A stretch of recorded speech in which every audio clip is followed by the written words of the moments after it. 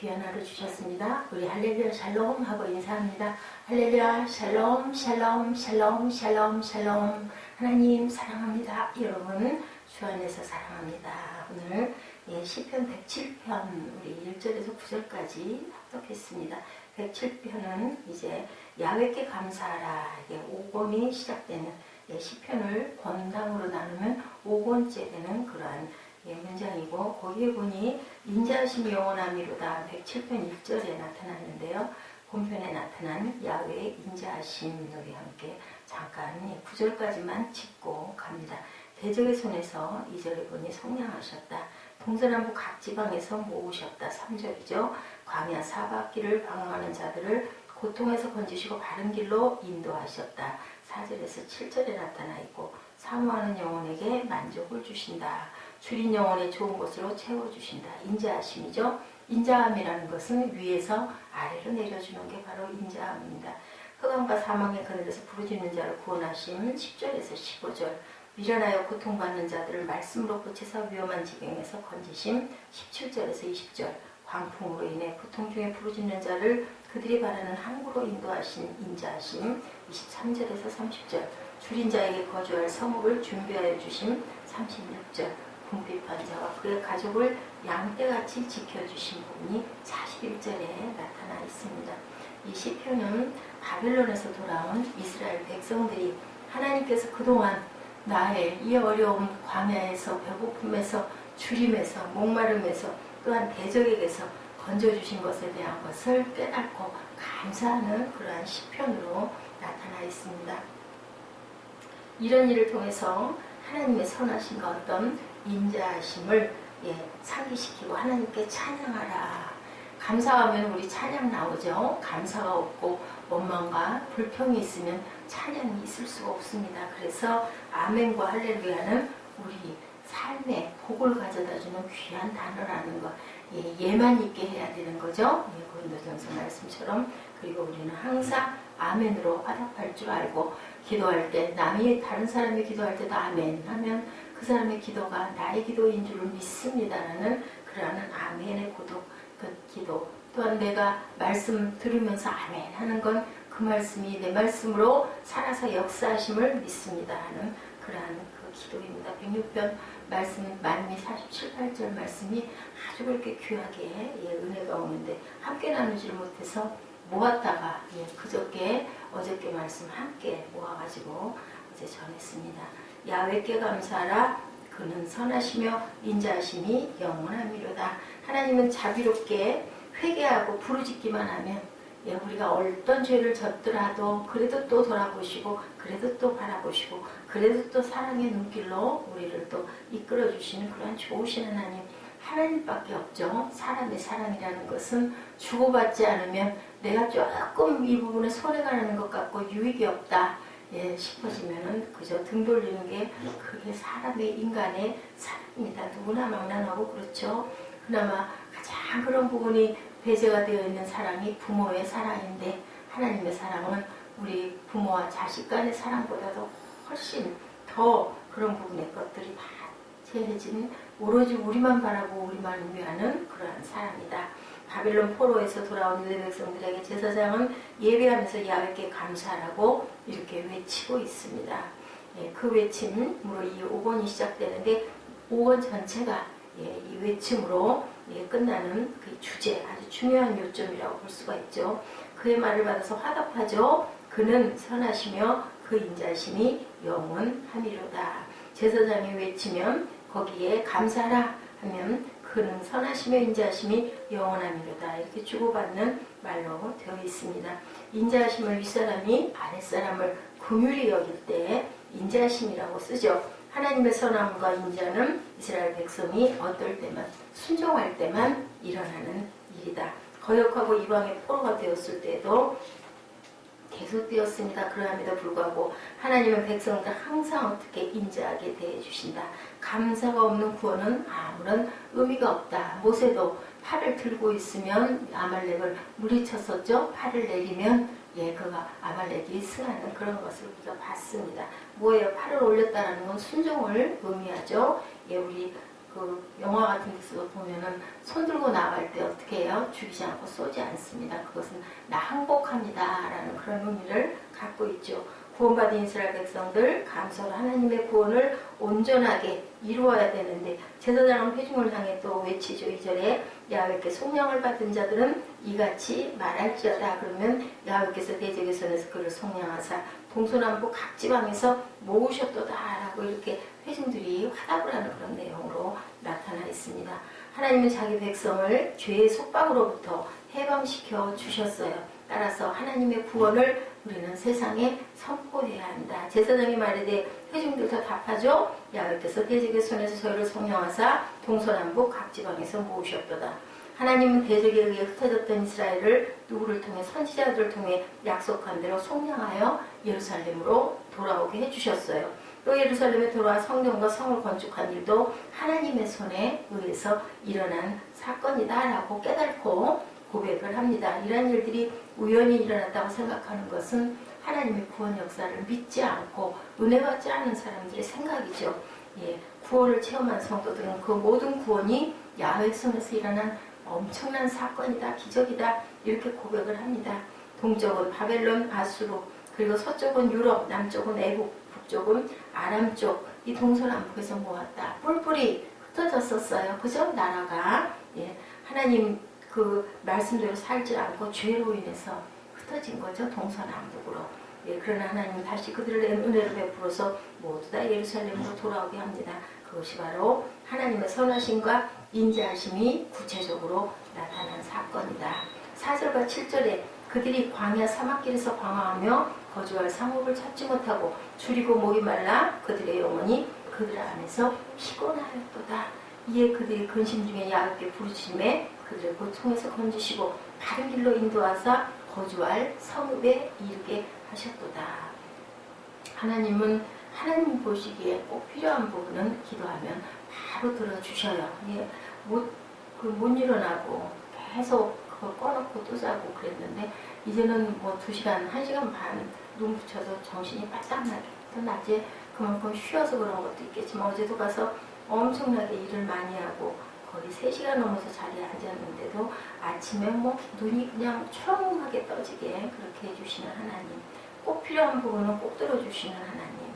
그들은 예루살렘을 향해 오는 길에 큰 어려움을 만나죠. 그러나 하나님의 은혜로 무사히 예루살렘에 도착할 수 있었고 모든 역경을 극복하고 원하는 성에 이룰 수 있도록 인도해 주시는 하나님.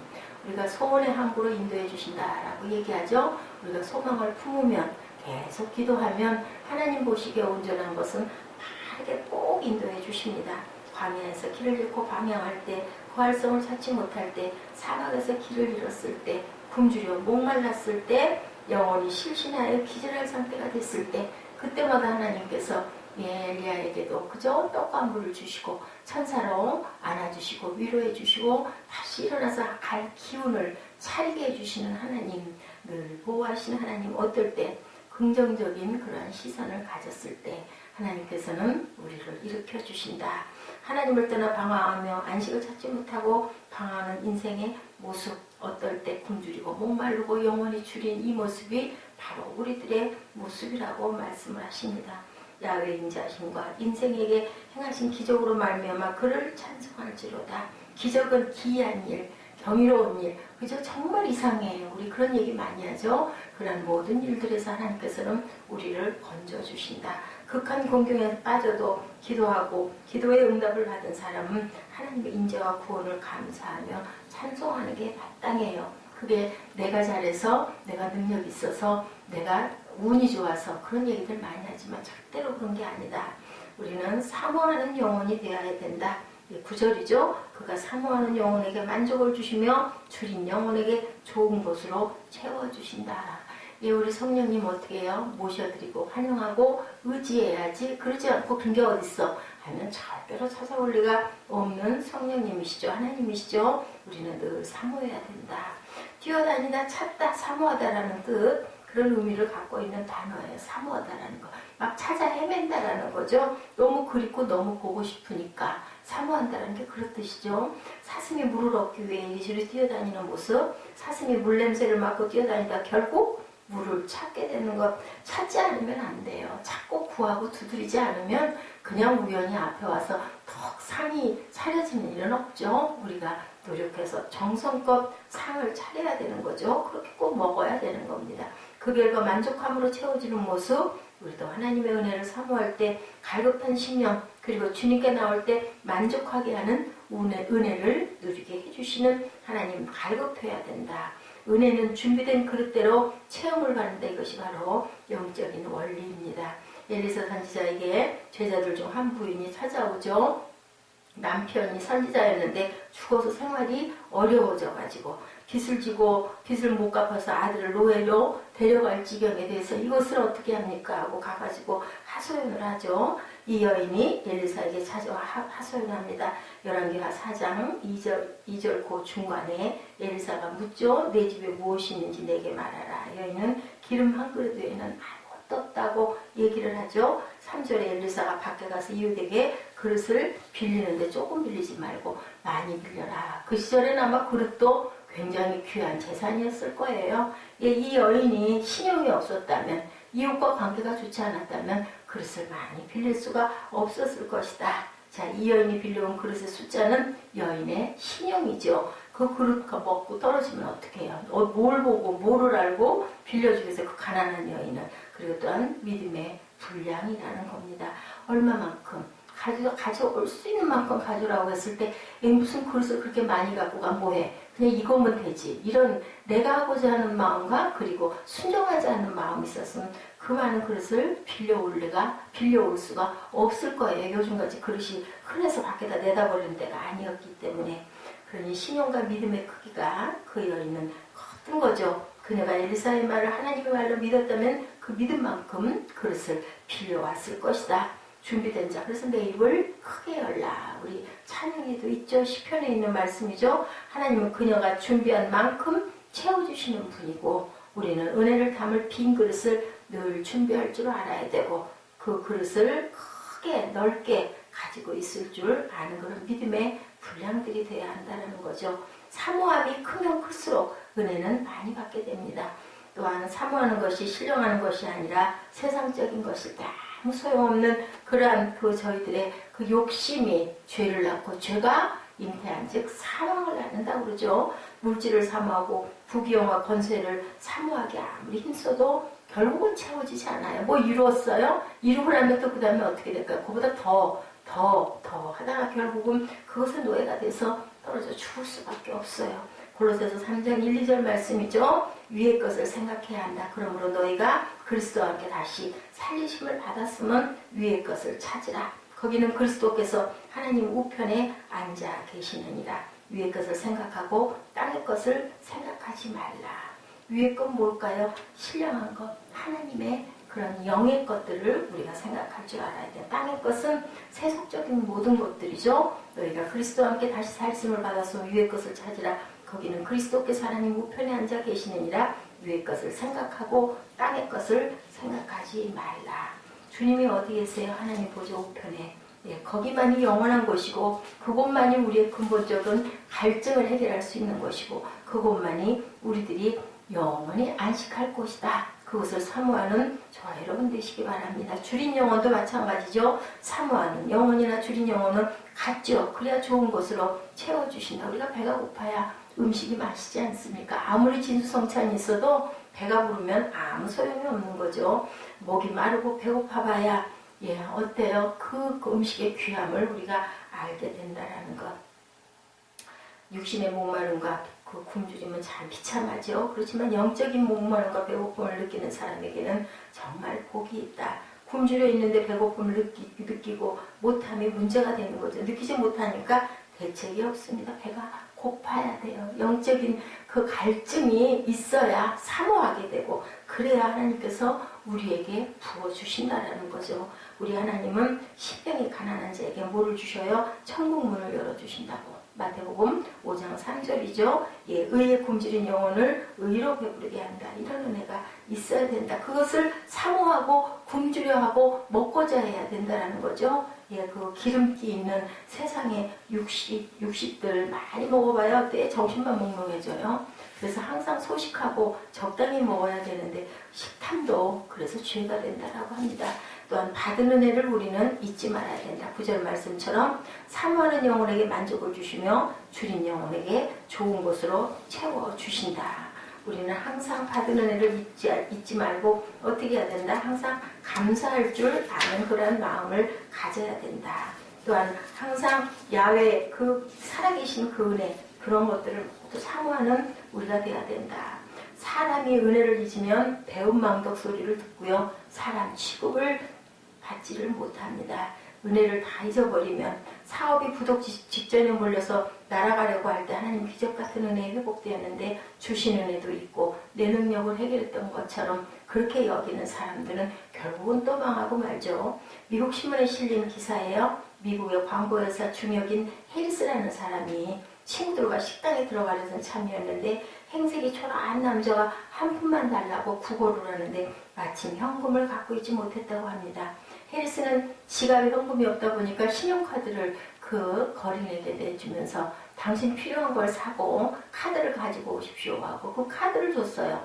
옆에 든 친구 동료들이 깜짝 놀라는 거죠. 뭐 어떻게 저 사람을 믿고 신용카드를 주냐고. 돈이 없으면 말지.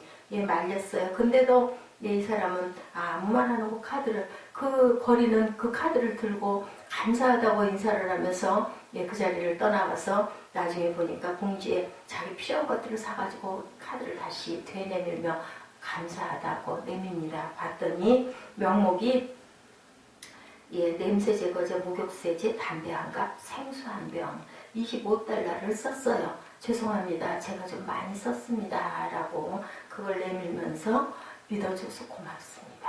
라고 얘기를 했대요. 그 사람은 그 일로 인해서 그 노숙자의 생활을 청산을 했다고 합니다. 중요한 건 믿음이죠.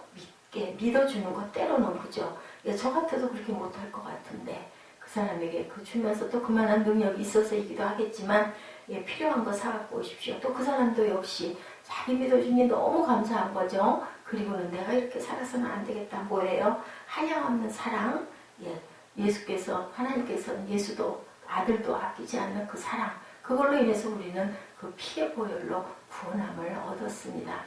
다들 계속 구원받았대. 그랬으면 되는 거지. 이런 생각을 하는데 은혜의 분량이 크면 클수록 그걸 생각하면서 가슴이 뭉클해지고 얼마나 다행인가. 내가 하나님을 알게 돼서 얼마나 다행인가. 얼마나 감사한가. 그 생각을 수시로 하게 되죠. 주님은 우리에게 섞고 속으면서 끊임없이 짝사랑하신다고 그러죠. 예, 계속해서 또 섞고 왜냐면은 이게 회개에 돌이켜야 하는데 어젠가요? 오늘 아침인가요? 방송 오면서 들어보니까 우리나라 사람들의 그 특징에 대한 얘기 우리 늘 하는 얘기죠. 예, 회는 잘하는데 개를 잘 안 한다. 알기는 아는데 그것을 돌이킬 줄 모르는 게 문제라고 합니다. 사랑이 우리 눈에 안 보일 수도 있는데 하나님의 그 사랑이 없는 것이 아니다. 눈에 보이는 것이 다 아니죠. 눈에 안 보여도 어때요? 그 사람이 무슨 생각을 하고 있는지 내가 그 사람을 좀 알면 알수록 훤히 보이지 않아요? 안 보이지만 자기는 몰래 하는 것 같지만 느끼는 거죠. 그랬을 때 그 고통이 얼마나 클지. 예, 하나님의 일하심에 대해서 우리는 그래서 감사해야 된다. 눈앞에 전개되는 일만 바라보지 말고 하나님은 만사를 주관하시되 당신의 백성들을 특별히 보호하시고 운행하시는 하나님이다. 이스라엘의 애굽에서 나와 헤맬 때 하나님이 어떻게 했는지 이와 동일하게 우리도 고통에서 건지시고 바른 길로 인도하시고 거주할 성읍에 늘 이르도록 하시는 하나님. 2016년 더욱 감사하는 해, 사모하는 영혼, 줄인 영혼을 우리가 항상 하나님께 가지고 나아가서 그 사모함으로 인해서 우리가 영적인 배가 볼 불러져서 감사와 찬양이 끊이지 않는 저와 여러분 되시기를 주님의 이름으로 축원합니다. 기도하시겠습니다.